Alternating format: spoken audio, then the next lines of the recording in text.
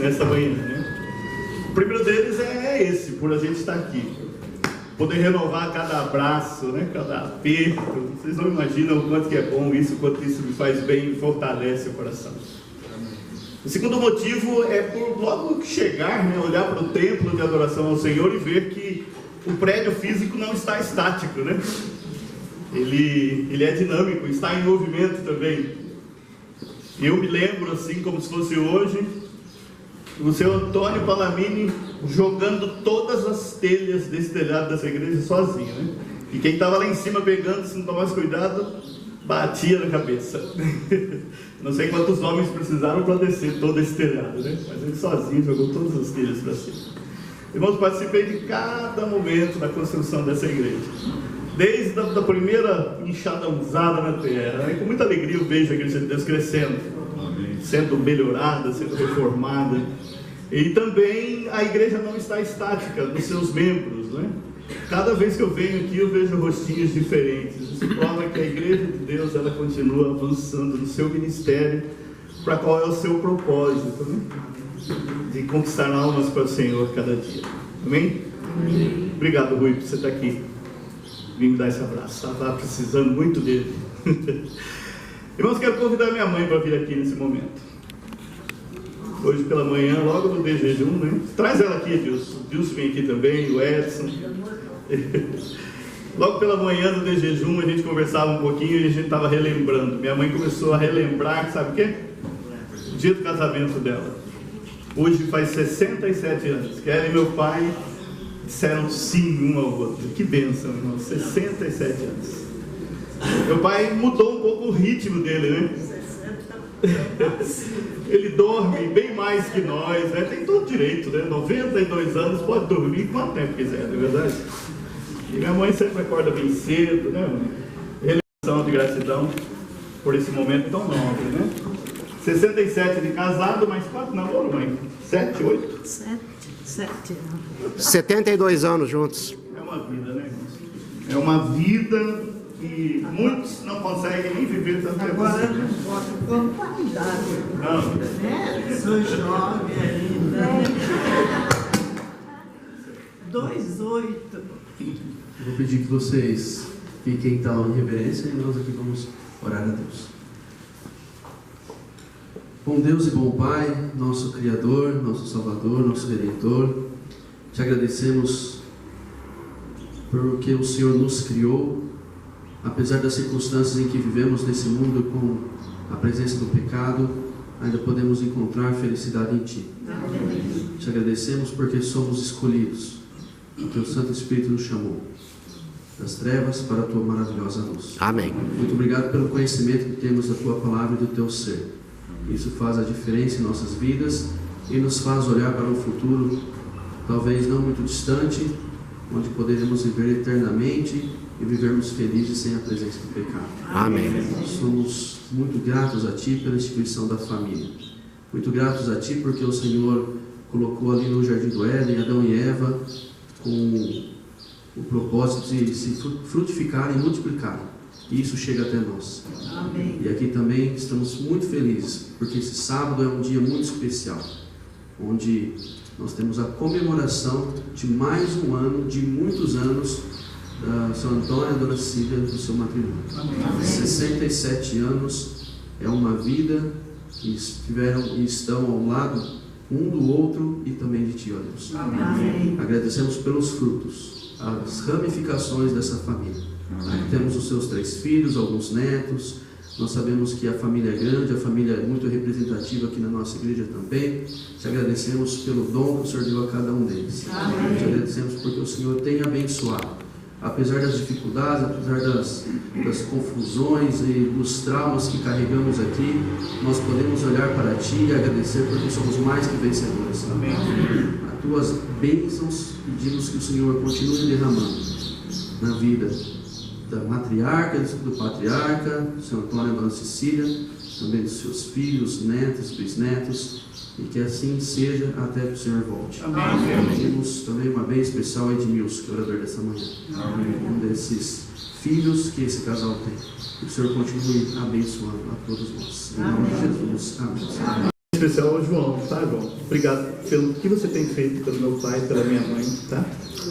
Auxiliando no cuidado. É uma missão que Deus me deu, eu quero cumprir até o último Deus instante. te recompense por isso. Amém. Irmãos, o último motivo da minha felicidade é poder abrir a palavra de Deus. Eu faço isso quase todos os sábados.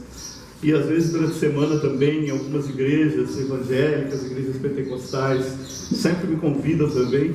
Muita alegria, né? Eu levo a palavra do Senhor, quase todos os sábados estamos pregando a palavra. Isso para mim é muita alegria, que é o que eu mais gosto de fazer. É de falar do amor de Jesus, o que Ele tem feito na minha vida.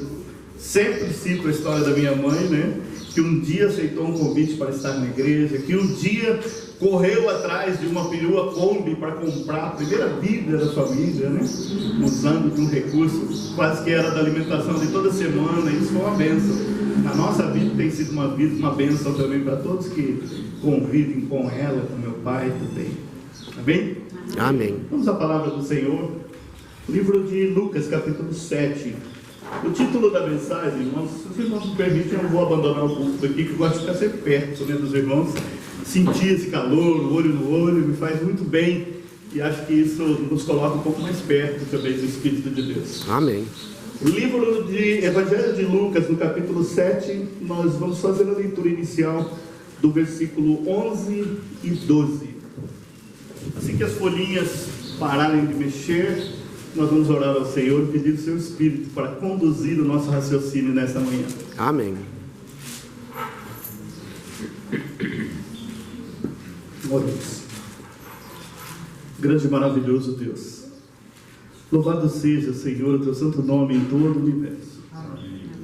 Seja louvado e engrandecido aqui nesta cidade. Amém. Seja louvado, Senhor, através da nossa vida, no dia a dia de dedicação e testemunho da tua palavra. Amém. Senhor, eu preparei algumas frases, preparei algumas palavras, e neste momento eu te peço que desconstrua, Senhor, tudo que eu preparei. Amém. A tua igreja quer ouvir a tua voz. Senhor, aqueles que estão aqui, que estão neste momento com o coração aberto, querem sentir o teu toque, querem perceber pelos seus ouvidos a tua voz doce que cura, que anima, que alegra e que salva. Amém. Portanto, Senhor, eu peço que o Senhor me silencie neste momento, que a tua palavra flua naturalmente através desse pecador, remido pelo sangue de Cristo Jesus. Amém. Fale, Senhor, a tua igreja nesta manhã, em nome de Jesus. Amém. 7, versículo 11 e 12. Em dia subsequente, dirigia-se Jesus a uma cidade chamada Naim, e iam com ele os seus discípulos e numerosa multidão. Como se aproximasse da porta da cidade, eis que saía o enterro do filho único de uma viúva, e grande multidão da cidade ia com ela. Mas o texto, ele começa, parece muito triste, não é? Ele tem dois momentos, duas multidões distintas. A primeira coisa que nós precisamos definir aqui, para começarmos o nosso raciocínio, é quantas pessoas compõem uma multidão. Se nós todos saíssemos aqui na rua, será que alguém que visse o nosso desfile aqui, chamaria isso aqui de uma multidão? 100 pessoas, 200 pessoas, 300? Quanto é uma multidão? Contável. Não dá para saber, né? Os discípulos de Jesus eram em torno de 12 pessoas, 11 a 12 pessoas, mais Jesus, mas tinha muita gente que caminhava com ele.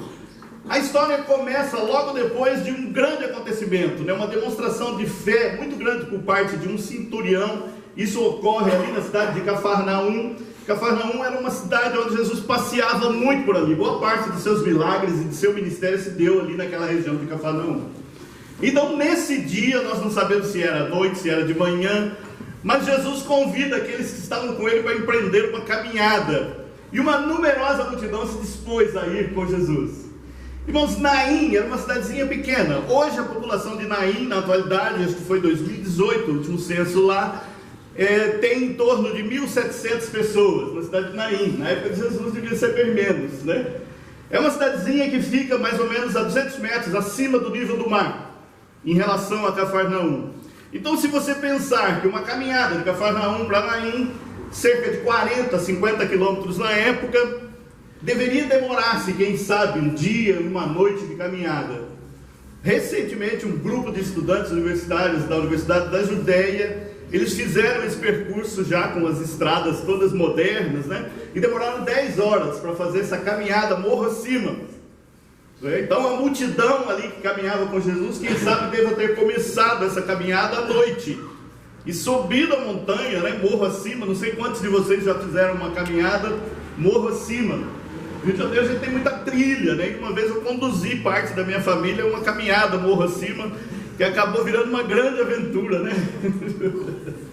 Eu não sabia direito o caminho. A gente queria chegar no primeiro morro do Pão de Açúcar. São 2 morros, né?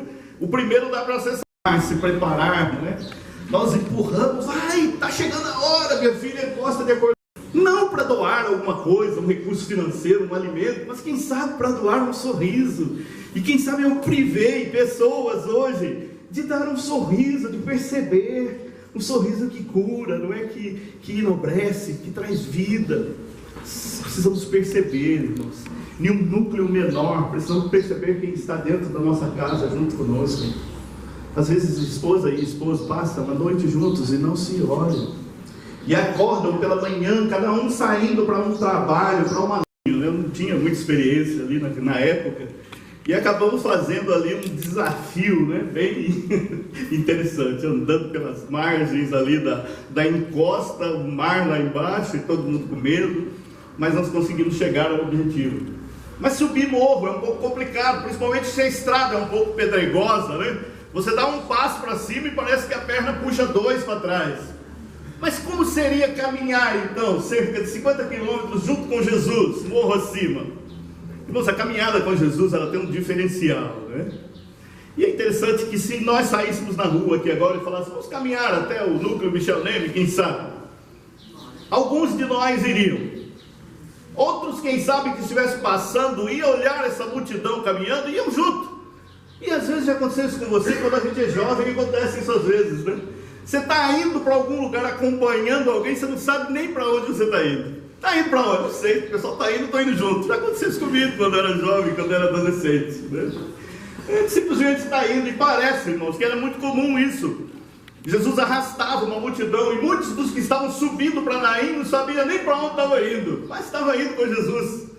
E como é que era essa caminhada com Jesus? Irmãos, imagine que quando Jesus morreu, a natureza se manifestou, nós vimos isso na lição. O caminhar de Jesus pela terra era isso. Era uma manifestação constante da natureza que queria homenagear o Mestre. Então caminhar junto com Jesus era certeza de você caminhar ouvindo os pássaros, quem sabe cantando, até a noite, né, que era o momento de descanso deles. Aqueles que iam com Jesus iam desfrutando, quem sabe, da respiração calma de Jesus. Em passo a passo, talvez, algumas palavras. Imagina caminhar ouvindo Jesus calmamente falar, né, despretensiosamente. Então imagina, irmãos, essa caminhada, mesmo sendo uma caminhada... Pode pegar um copinho de água para mim, por favor? Essa caminhada, mesmo que morro acima, era muito prazerosa, porque Jesus estava no comando daquela multidão. Irmãos, pode ser que muitos dos que estavam ali por acaso começaram um relacionamento íntimo com Jesus naquela caminhada. Pode ser que muitos nem notaram que era Jesus que conduzia aquela caminhada. Isso pode acontecer conosco também. Nós podemos estar caminhando junto com Jesus, na mesma multidão, no grupo de pessoas que caminham com a vida, e às vezes, obrigado, e às vezes não desfrutarmos de toda a alegria e benefício que dá essa caminhada com Jesus. Muitos discípulos, não é? Muitos discípulos, além daqueles que foram os mártires, caminharam com Jesus, puderam andar com Jesus, e muitos ficaram pelo caminho, porque não desfrutaram intensamente da presença do Mestre. Deixaram com que a voz de Jesus passasse pelos seus ouvidos, mas não fixasse em seu coração, e ficaram pelo caminho. Então, irmãos, essa multidão alegre, feliz, cantando, desfrutando das bênçãos, sobe a montanha para a cidadezinha de Naim. Qual é o motivo dessa viagem? O que motivava essa viagem? Nós não sabemos, né? Ninguém sabia para onde Jesus estava levando aquele povo e qual era a motivação. Só que na cidade de Naim acontecia uma outra coisa naquele momento. E uma angústia de uma mãe, de uma viúva, quem sabe em oração, em planto, clamava ao Senhor por socorro. E a oração daquela mãe chega lá na cidade de Cafarnaum aos ouvidos do Deus que está ali transformando vidas. E então ele convida para que o grupo que está com ele vá em direção àquela oração daquela mãe desesperada. O nome dela não é citado apenas uma viúva da cidade de Naim. Irmãos, a situação era muito delicada para alguém que era viúva, que tinha um filho, então estava amparada pelo filho. A tradição da época, dizia que se a mãe ficasse viúva, perdesse o esposo, o filho deveria amparar, assumir todas as responsabilidades financeiras de manter a mãe. Mas agora essa mãe, a Bíblia narra, perde o único filho e passa a ser agora uma pessoa totalmente vulnerável, seja na parte social, da cultura da época. Muitas viúvas passavam fome, por isso que Jesus sempre manifestava muito carinho e dedicava muita atenção para que os discípulos, para que todos olhássemos com carinho para as viúvas. Ela não tinha mais a sustentação financeira. E uma agravante, quando alguém perdia o esposo, quando uma mulher perdia o esposo, vocês veem isso quando Noemi ficou viúva, no livro de Ruth, ela atribui isso a um castigo de Deus. Assim era olhado pela sociedade da época. E quando uma senhora ficava viúva, ela estava sendo castigada pelo Senhor. E imagine o olhar, de todos aqueles que olhavam para aquela senhora viúva e olhavam para ela e diziam assim: olha, foi castigada por Deus. E agora o único filho morre também, e as pessoas olham e dizem assim: o pecado dela era grande, hein? Morreu o marido, o filho que podia sustentá-la morre também. Imagina o olhar dessas pessoas. E agora esse cortejo fúnebre está deixando a cidade de Naim. Por que esse cortejo deixa a cidade de Naim? Porque ninguém era sepultado dentro das cidades. Os defuntos ali de cada local precisavam ser conduzidos para fora, então era sepultado fora da cidade. Mas para deixar a situação um pouco mais triste, a sociedade sempre cuida de aumentar um pouco a tristeza das pessoas. Como que era a constituição desse cortejo, que agora saía da cidade de Naim, acompanhado de uma mãe, que ia logo atrás do esquife, aquela maca onde era colocado aquele defunto ali, embrulhado, quem sabe num lençol, carregado por algumas pessoas, e logo atrás ia a mãe em prantos, chorando muito. Para deixar a situação mais triste, o que eles faziam? Contratavam um grupo de senhoras que eram conhecidas na época como carpideiras. Sabe qual era a função delas? Chorar. Profissionalmente choradoras, profissionais. Imagina, irmãos, você chora fácil? Tem facilidade de chorar? A minha esposa chora de ver alguém chorando. Se ela olhar para alguém e o olho da pessoa se lacrimejar, ela chora já de imediato. Outros têm mais dificuldades, são mais duros, são mais firmes. Mas na época era contratada então as choradeiras profissionais, que iam logo atrás da mãe, chorando, em pranto, fazendo com que a cena então ficasse muito mais triste. Para deixar ainda o ambiente mais tenebroso, ia um grupo de flautistas, tocando flauta, logo atrás das choradeiras. Imagine aí na sua mente o som. Como que seria? Um som de muito choro, o silêncio de uma multidão que acompanhava uma pessoa supostamente punida por Deus, levando seu filho para o sepultamento, ao grupo chorando atrás, e logo atrás um grupo tocando flauta com aquelas músicas tristes. A cena era horrível de se perceber. Horrível de se perceber. E uma multidão, não sabemos quantas pessoas, mas provavelmente toda a cidade de Naim acompanhava aquele momento triste, aquela saída triste, fúnebre, para depois abandonar aquela viúva à sua própria sorte. Percebe, irmãos, que agora o encontro, vai haver um encontro próximo dos portões da cidade de Naim, vai haver um encontro da morte, da tristeza, daquele momento tenebroso, daquela multidão que sai de Naim, com aquela nossa multidão, que vem subindo de Cafarnaum, Jesus alegre, cantando, falando palavras de vida, e a morte e a vida vão perceber, e toca no defunto. Não vou tocar em ninguém aqui, tá? Todos aqui estamos vivos. Jesus toca agora naquele esquife e para tudo. Sabe por que para? Porque muitos pararam para condenar Jesus, para dizer: como agora o mestre se tornou impuro? Mas Jesus estava preocupado com tradição, quer trazer a vida, a alegria, quer trazer o riso novamente para o rosto daquela mãe. E ele toca, e quando ele toca, para tudo. Irmão, sabe por que nós somos carentes de toque? Sabe por que você precisa de toque? Você precisa de abraço? Sabe por que seu filho, sua filha, sua esposa, seu pai, sua mãe, seus amigos precisam do toque? Como nós fomos criados? Jesus, Deus, quando começou a criar a terra, lá no livro de Gênesis, capítulo 1, ele começa a falar, fazer o uso do poder da palavra, que vem logo a seguir. E tudo ele foi falando, e as coisas foram acontecendo, não é? Haja luz, e houve luz. Haja o firmamento, e houve então o firmamento, as estrelas. Que haja agora as plantas, os animais. Jesus foi falando, e o poder da palavra, gravem isso, nós vamos falar nisso já já, foi sendo obedecido pela natureza. Lembra quando João diz: o verbo se tornou carne? O verbo é a palavra que criou tudo, né? Quando João diz: vimos a sua glória, estive com ele, né? Era de Jesus, do Deus Criador. Mas quando chega no ser humano, ele não fala. Como que Deus cria o ser humano? Como que criou a mim? Como que criou você? Com o toque das mãos. Ele começa a me moldar cada parte do meu rosto, do nariz, da boca, não é? Com as suas mãos, como é o toque de Deus, como é o toque do Criador. Irmãos, como que nós estamos tocando as pessoas? Minha filha de vez em quando fala: pai, me dá um abraço. É um abraço que cura, não é, irmãos? Se você faz parte do grupo que caminha com Jesus e que desfruta das bênçãos de Jesus, você vai tocar as pessoas com o toque de Jesus. Não podemos esquecer que o mesmo olhar que cura, que levanta, que traz vida, é um olhar também que condena e que leva à morte. O toque curador, o toque que salva, o toque que massageia a alma, se ele for feito desprovido da presença de Deus, é o toque que fere, é o toque que machuca, que causa traumas psicológicos. E eu de vez em quando imagino como seria o meu toque na minha filha se eu não tivesse Jesus cuidando de cada ação das minhas mãos. Quantos pais por aí desprovidos do amor de Jesus provoca traumas para a vida toda dos filhos, nas filhas, por tocar de forma maliciosa, por quem sabe tocar tentando corrigir, mas de forma violenta, causando mágoas, causando profundas feridas que vão levar a vida toda para ser curadas.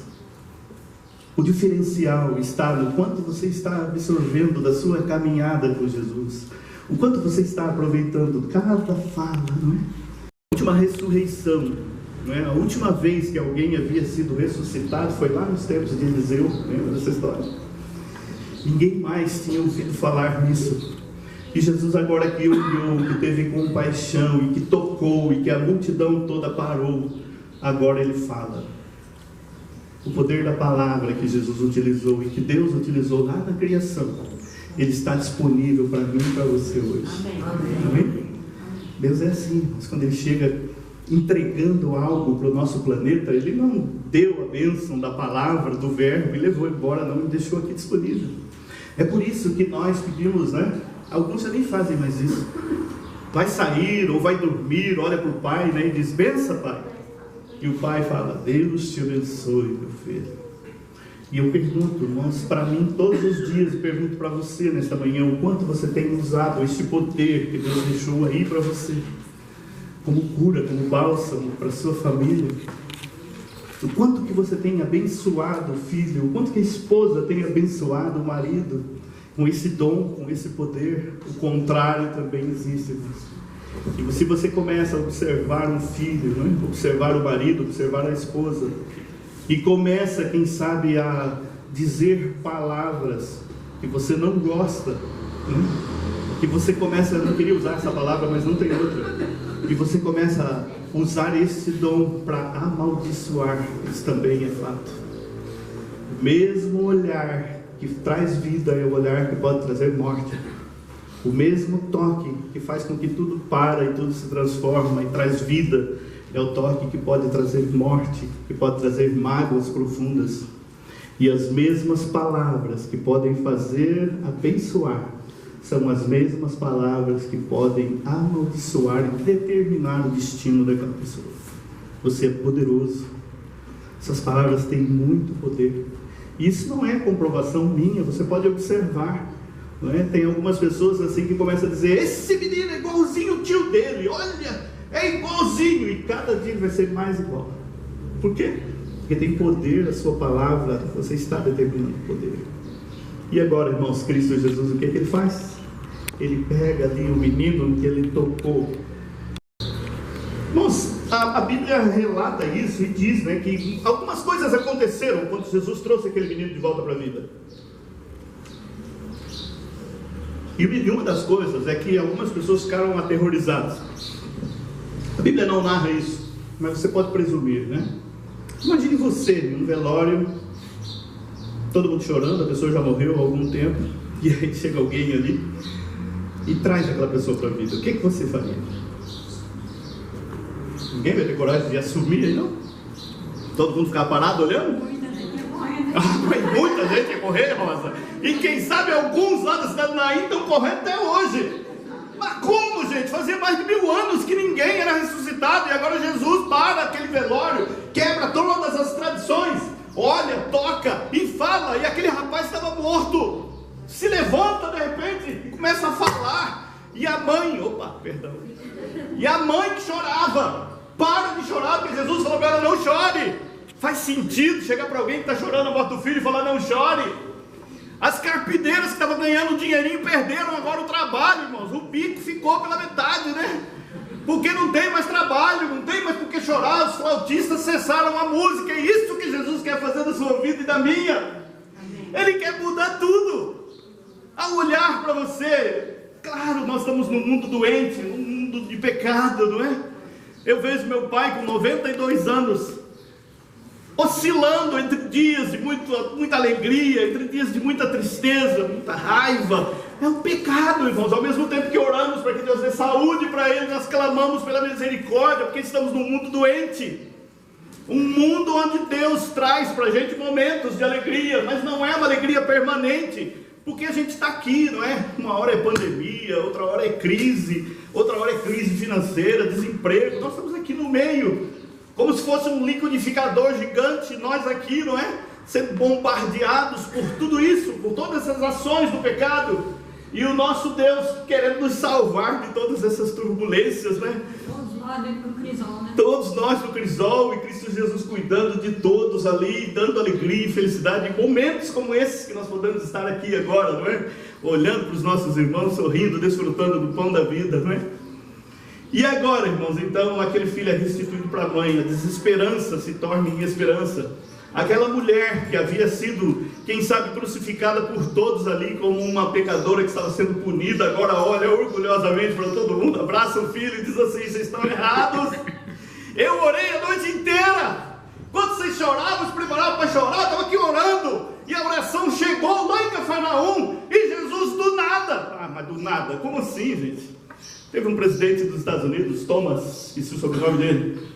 Ele disse certa vez: se um dia você olhar para trás e ver a sua história e puder saber que tudo que parecia coincidência foi providência de Deus na sua vida, amém? Amém. Aquela mãe orava, irmãos, e Jesus foi tocado, um Deus foi tocado lá embaixo em Cafarnaum e fez com que a multidão subisse a montanha para mudar a história dela.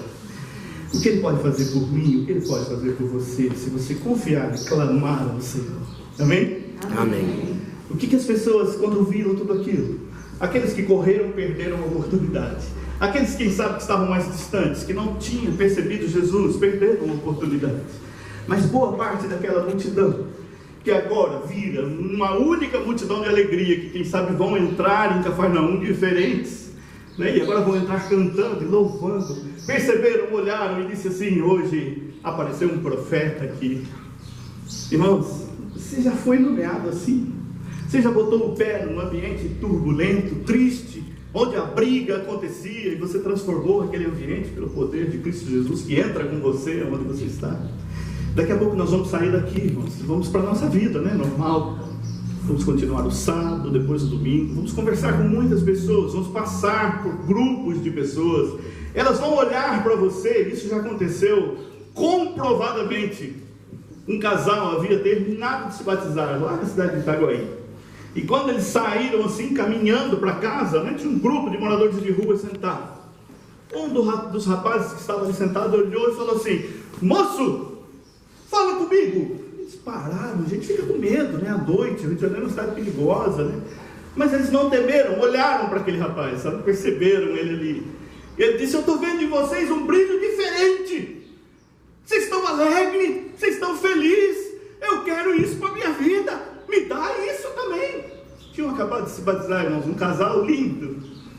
Começaram a andar pela rua, alguém percebeu a presença do Espírito Santo. É isso que acontece conosco quando nós estamos aqui, não é? Ouvindo a voz de Cristo Jesus falando aos nossos corações, transformando a nossa vida, a gente sai, as pessoas percebem. E às vezes o que nós fazemos? Nos fechando dentro de um casulo, imaginando que estão olhando, porque estão rindo, né? Porque eu estou com a Bíblia na mão, e estão rindo de mim porque eu estou de terno, porque eu estou de roupa social. Então não, eles estão olhando para você porque eles estão vendo o brilho de Jesus e querem isso para a vida deles. E nós às vezes privamos as pessoas mais próximas, os mais distantes, de levar a vida ao invés da morte. Amém? Amém.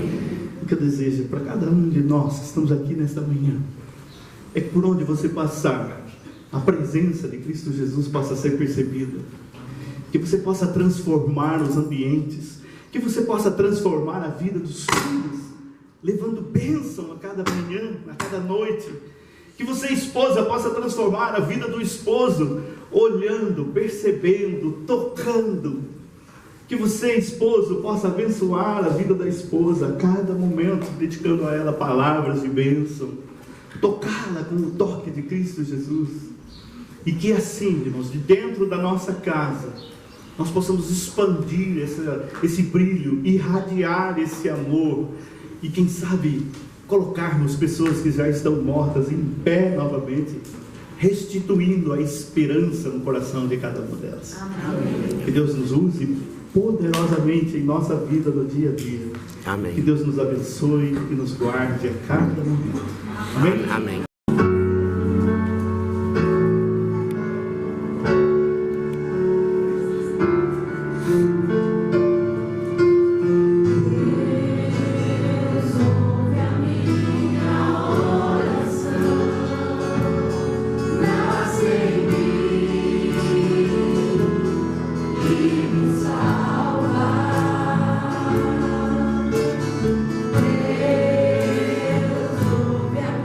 Minha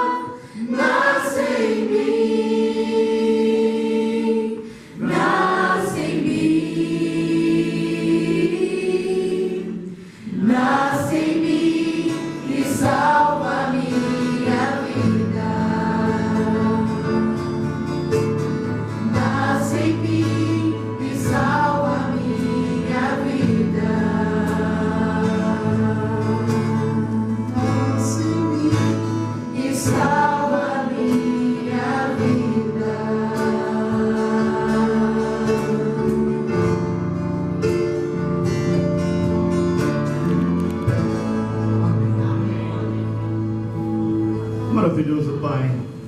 Senhor, obrigado pela pessoa de Cristo Jesus que viveu e que nos ensinou, Senhor, que tudo está à nossa disposição. Obrigado pelos registros da Tua Palavra, Senhor, que nos traz esperança, nos traz vida. Senhor, nasça em nossos corações todos os dias, ó Pai. Esta mensagem, ela vai passar e vai ficar esquecida, quem sabe, mas que o Teu Espírito renove a Tua Palavra cada dia em nosso coração. E que a Tua Palavra seja transformada em atitudes de amor para os nossos semelhantes, para os nossos familiares. Senhor, salva a Tua igreja. Usa, Senhor, esta igreja aqui neste lugar para impressionar e cativar aqueles que ainda não conhecem o Teu amor. Amém. Abençoa a sua liderança, o pastor desta igreja, cada irmão, Senhor, cada um daqueles que tem no coração o propósito de doar para a reforma do templo, que o Senhor permita, dê recursos para isso, e que a Tua obra continue avançando nesta cidade. Amém. Senhor, nos acompanhe agora para os nossos lares, acompanhe o grupo de louvor que estará se dirigindo para outra cidade, que o Senhor os proteja e guarde, e que também sejam bênção lá onde eles vão. Senhor, nós te agradecemos e te louvamos por tudo em nome de Jesus. Amém.